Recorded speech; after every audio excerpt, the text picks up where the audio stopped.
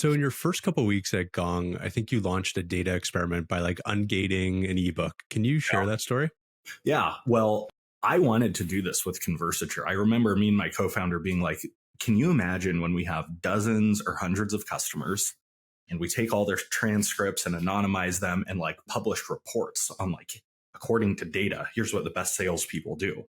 And we're like, we just got to get enough customers to do it. And so obviously we never got to that point with Conversature.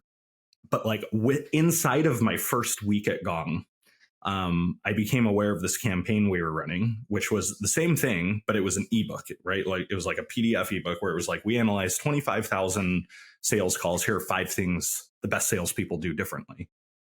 And I'm sitting here like steaming at the ears because I'm like, this thing will go viral and we're hiding it behind a landing page. Like, this is good.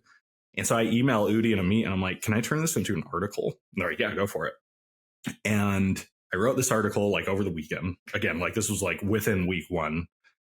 And I had to decide where I was going to like place it. Like, was this a LinkedIn article, whatever?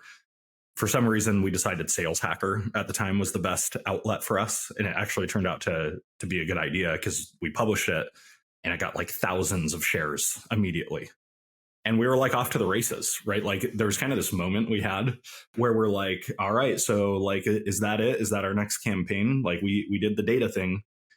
And we're like, well, there's probably 1 or 2 different angles we can take. Like, let's get our data science team to analyze some more calls and let's try this 2 or 3 more times. 100 articles later, they're still going with that, right? You would just find different ways to cut the data and different questions to answer. And so that became, I mean, Gong still does that to this day. The impact that had on the first 2 years of the business was incredible, though. Just the word of mouth and the virality and the inbound demand it was generating.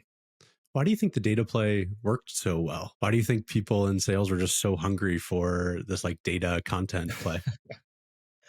I think there's 2 reasons. One is just there's never been any data validating what actually works in sales, aside from like Neil Rackham in the 80s, right? He did the spin selling experiment where apparently he and his team like did shotgun ride-alongs with 30,000 salespeople. Interesting.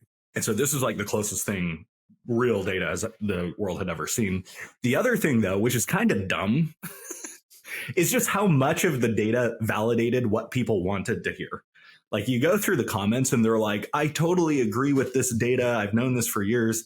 And you're like, well, I agree with the data. That's a weird thing to say. Like, it doesn't matter if you agree with the data or not. It's just there. It's fact. But a lot of people just loved that their, notions of what works in sales, or at least many of them, were validated with data. I don't know what the brain science is behind that. I'm sure there's something super interesting if you got into it and like dopamine just flowing or something like that. But I don't know. That's the best I got.